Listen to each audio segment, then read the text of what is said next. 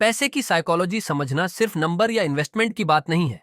ये हमारी सोच, आदतों और फैसलों से जुड़ा होता है। इस किताब में मॉर्गन हाउसल ने बताया है कि हम पैसे से कैसे सोचते हैं और कैसे व्यवहार करते हैं, और यही सबसे जरूरी होता है। यहाँ इस किताब के मुख्य सबक, लेसन्स, एक रिलेटेबल अंदाज में। एक, पैसे को समझना मतलब खुद को समझना।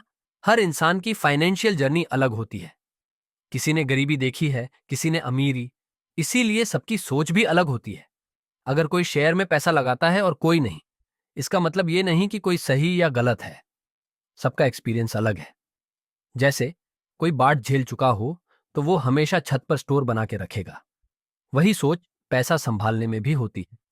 दो, पैसा कमाना और पैसा संभालना दोनों अलग चीजें हैं। बहुत लोग अच्छा पैसा कमाते हैं, लेकिन वो उसे बचा नहीं पाते। असली अमीर वो नहीं जो महंगी चीजें खरीदे, बल्कि वो है जो अपने खर्चों को कंट्रोल कर पाए। जैसे कुछ लोग शानदार सैलरी के बावजूद कर्ज में रहते हैं, और कुछ लोग मामूली आमदनी में भी सेविंग्स कर लेते हैं। तीन, कंपाउंडिंग, ब्याज पे ब्याज का जादू। सच्ची दौलत धीरे धीरे बनती है। अगर धैर्य रखा जाए तो छोटा छोटा पैसा भी वक्त के साथ बहुत बड़ा हो जाता है। जैसे पेड़, हर रोज थोड़ा थोड़ा पानी दो तो कुछ सालों में वो छांव देने लगता है। फोर, रिच दिखना और रिच होना दो अलग बातें हैं। महंगी गाड़ी, बड़ा घर, ये सब दिखावे के लिए हो सकता है। असली अमीरी वो है जो बैंक बैलेंस में दिखे, न कि दूसरों को दिखाने के लिए। जैसे इंस्टाग्राम पे लाइक्स लेने के लिए चीजें खरीदने से बेहतर है फाइनेंशियल फ्रीडम के लिए सेविंग करना। पांच, भावनाएं फैसलों पर भारी पड़ती हैं। डर, लालच, गुस्सा, ये सब हमारे पैसे से जुड़े फैसलों को बिगाड़ सकते हैं। इसलिए पैसे के मामलों में ठंडे दिमाग से सोचना बहुत जरूरी है। जैसे बाजार गिरा तो घबराकर सब बेच देना, ये लॉजिक नहीं, डर की वजह से होता है। छह, दीर्घकालिक, लॉन्ग टर्म सोच ही अमीरी की कुंजी है। जल्दी पैसा कमाने की कोशिश में लोग रिस्क लेते हैं और सब कुछ खो बैठते हैं, लेकिन जो धीरे धीरे बढ़ता है वो मजबूत रहता है। जैसे कछुआ धीरे चलता है लेकिन दौड़ जीतता है। सेवन, काफी कब है ये जानना जरूरी है, हमेशा ज्यादा और ज्यादा। यही लालच हमें फेल करवा देता है। जो इंसान ये समझ जाए कि उसे कितनी जरूरत है, वो सबसे सच्चा अमीर है। जैसे अगर पेट भर गया है तो और खाने से फायदा नहीं, नुकसान हो सकता है।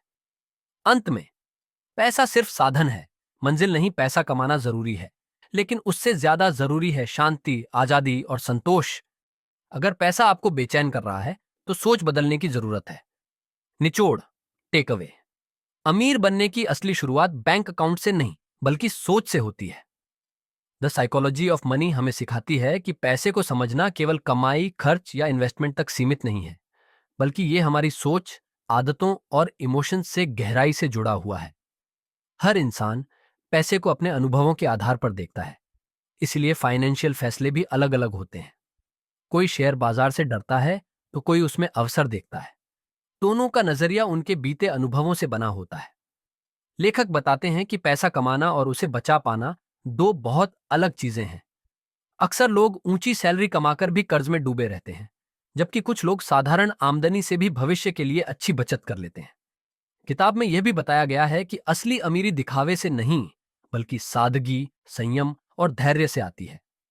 कंपाउंडिंग यानी ब्याज पे ब्याज का असर तभी दिखता है जब हम लंबे समय तक निवेश में टिके रहते हैं। आज की दुनिया में जब हर कोई जल्दी अमीर बनने की दौड़ में है, तब मॉर्गन हाउसल हमें सिखाते हैं कि धीरे धीरे अमीर बनना ही सबसे स्थायी तरीका है। वह यह भी कहते हैं कि हमें यह तय करना आना चाहिए कि हमारे लिए काफी कितना है, क्योंकि जो कभी संतुष्ट नहीं होता वह कभी अमीर नहीं बन पाता। अंत में पैसे की सबसे बड़ी भूमिका है हमें आजादी देना, वो आजादी जिससे हम अपने समय, फैसलों और जिंदगी पर कंट्रोल रख सकें। अगर पैसा शांति नहीं दे रहा तो हमें अपना नजरिया बदलने की जरूरत है। अमीर बनने के लिए सिर्फ बुद्धिमानी नहीं, सही मानसिकता की जरूरत होती है। यही बात मॉर्गन हाउसल अपनी किताब द साइकोलॉजी ऑफ मनी में समझाते हैं।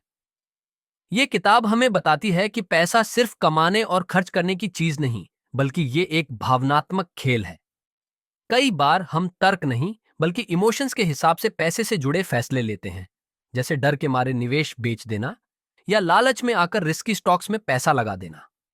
लेखक कहते हैं कि भाग्य, लक और जोखिम, रिस्क दोनों हमारे फाइनेंशियल जीवन में गहरी भूमिका निभाते हैं। सिर्फ सफल लोगों की नकल करने से कुछ नहीं होगा, क्योंकि उनकी सफलता में किस्मत का हिस्सा भी हो सकता है। हमें हमेशा यह याद रखना चाहिए कि हर किसी की परिस्थितियां अलग होती है, इसलिए दूसरों को कॉपी करने से बेहतर है अपनी सिचुएशन के अनुसार फैसले लेना। एक और अनोखी बात जो किताब में सामने आती है वो है कि पैसा संभालने की कला, फाइनेंशियल बिहेवियर, आईक्यू से ज्यादा महत्वपूर्ण है। एक औसत दिमाग वाला इंसान भी अगर धैर्य, अनुशासन और सादगी रखे तो वह एक हाई आईक्यू वाले इंसान से ज्यादा अच्छा फाइनेंशियली ग्रो कर सकता है। किताब यह भी बताती है कि हमें हमेशा ऐसा जीवन जीना चाहिए जहां हम किसी के अधीन नहीं, मतलब समय, काम और फैसलों पर हमारी खुद की मर्जी हो। यही असली अमीरी है।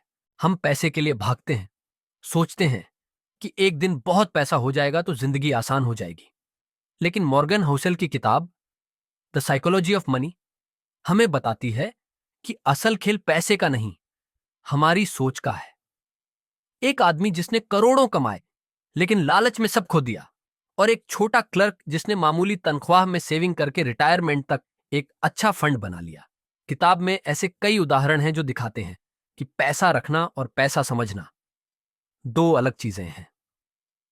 लेखक कहते हैं कि जिंदगी में बहुत कुछ हमारे कंट्रोल में नहीं होता, इसलिए कभी किसी की कामयाबी को देखकर खुद को कम मत समझो और न ही किसी की गलती देखकर खुद को ज्यादा समझदार।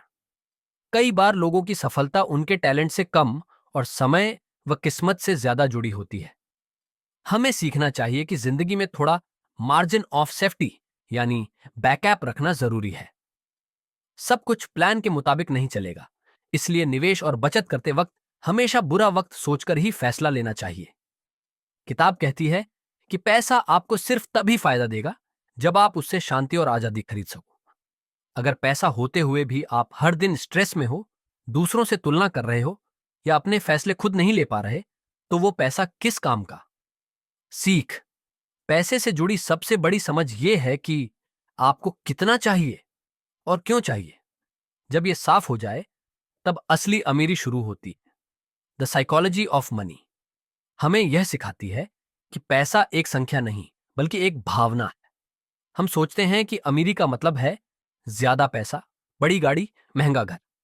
लेकिन मॉर्गन हाउसेल बताते हैं कि असली अमीरी का मतलब है कंट्रोल, यानी जिंदगी अपने हिसाब से जीने की आजादी।